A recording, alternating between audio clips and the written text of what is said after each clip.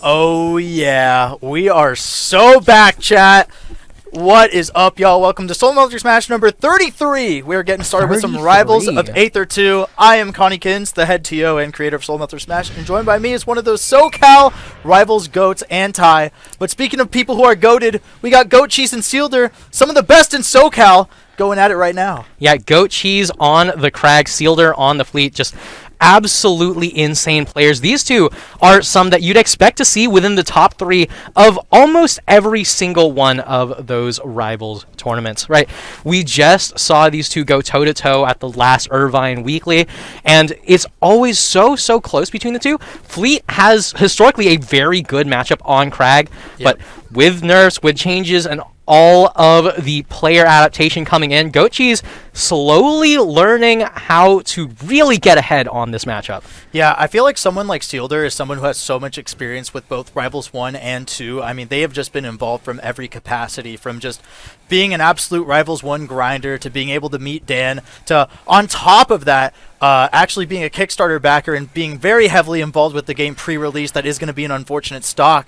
But I feel like GOATcheese is definitely someone you don't want to count down and out too, because, I mean, just look at this absolute monster right now. I mean, Kragg is just such a fun character to watch. He is trying to come back onto the stage right now. Ooh, okay. Yeah, I mean, that's the thing about GOATcheese, right? Yeah. GOATcheese, ridiculous when it comes to the recoveries. As someone who's had to play Fleet into GOATcheese's Kragg, the one thing that Fleet has in this matchup is everyone says, oh, well, you know, Kragg goes off stage, it should be a guaranteed kill every time.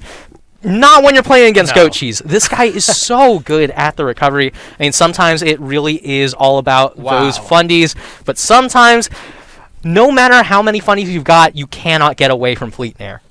Yeah, absolutely scary at the moment right now if you're any of these players. I mean, this matchup could go either way. I feel like a lot of people would say that Fleet probably still wins this, but then again, Fleet players have had to suffer through the nerfs. I mean, Kragg players to an extent as well, but definitely Fleet more so. But I mean, I feel like it's still winnable if you're Kragg. I think if you're playing optimal Kragg, there's absolutely some great stuff that you're able to get away with, and we are seeing that right now as the pummel comes out into the throw, trying to connect that forward air. That could have done some absolute devastating knockback, but right now Seelder just trying to keep themselves in right now.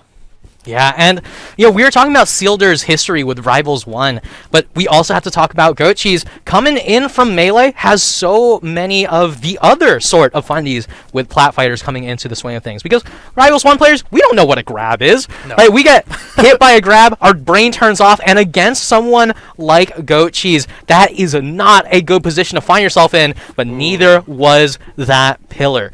Right now, Seelder in a good position right here. Down throw, up strong, gonna do it. A phenomenal punish on that DI in there. And Seelder needs to go far with this edge guard.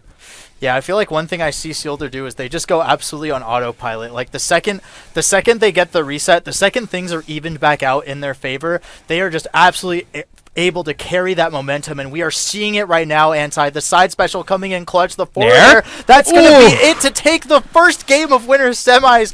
Seelder just doing an absolute great job taking down GOATcheese. That's definitely not an easy task. GOATcheese, one of the best Kragg players for sure. So being able to see Seelder get away with that, ooh, that's just absolutely nasty. I think that's one thing I would compliment about Seelder's play is that no matter what's going on with the stock count, with the percentages, Seelder always finds a way to come back and put things into their favor. So I want to see what GOATcheese is able to do to respond as we are on Hojo for Game 2. So let's check it out. Yeah, I mean, right now, Seelder just already starting things off in advantage state, but the moment I say that, GOATcheese turning me into a liar immediately.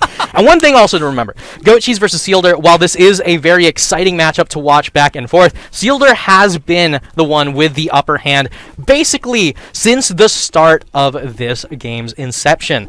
Yeah. But right now, GOATcheese in a solid lead as far as percents go, but how far ahead can you stay when you have to recover as Kragg?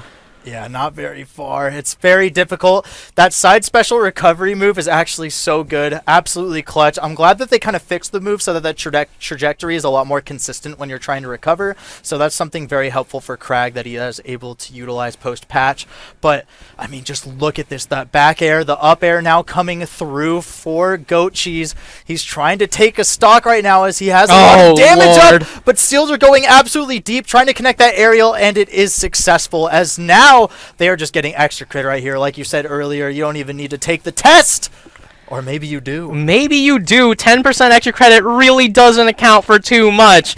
And GOATcheese just still very much taking notes, ready and waiting for every single little bit of adaptation coming into play here. But right now, we're seeing a lot of play around Seelder's spot dodge habit and side B habit. GOATcheese just looking to dash dance, looking for that one big grab, and this could be it. Oh yeah, that was nasty. I feel like one thing that I see a lot of Kragg players do, especially newer ones, is I feel like they always think they need to have their block out. They need to have block as part of like every single set, every single combo that they try to go for. But GOATcheese is kind of proof that if you just take a bit of time and just read the situation, you are able to get away with some good things. Now they are down to one stock apiece, so we are going to see what they are able to get away with. This could be game point right now as Seelder is in the lead with 1-0 at the moment, but we are going to see that GOATcheese doesn't want things to go down like that just quite yet. They are trying to create some more space for themselves, trying to apply that pressure, but Seelder's defense is just absolutely immaculate. The side special coming into play right now as the back air is going down. Seelder missing that second one right there, but they are going to continue that combo right here. They are timing things just perfectly, but GOATcheese with the forward air, trying to create some more space, trying to get just barely enough damage to seek out a confirm. What can they do here, Anti? Yeah, I mean, it's a big question because right now, GOATcheese still looking for more damage. One back air, one more. Doesn't opt for an Elden Ring, but right now, still looking for more damage. It's so back and forth. The down air to start things off to the side of the pillar, but Seelder chases him all the way to the corners of the earth. 2-0 and a handshake, but there is nothing more deceitful than that being labeled as a 2-0 because that absolutely deserves the close though moniker. Yeah, I mean it was very close. I mean you look at the score and you think 2-0, it's like yep, that was easy. Seelder had that. It's like wow, bag, Fleet Kragg. Come on, GOATcheese has the word GOAT in their name for a reason. They are one of the greatest of all time, so I definitely want to give some props over to GOATcheese. That was an absolute phenomenal job. Just the fact that they were to keep that pressure on so much, the fact that they were able to try to go for some nasty plays. I mean, that down special off the stage right there in that second game was absolutely nasty.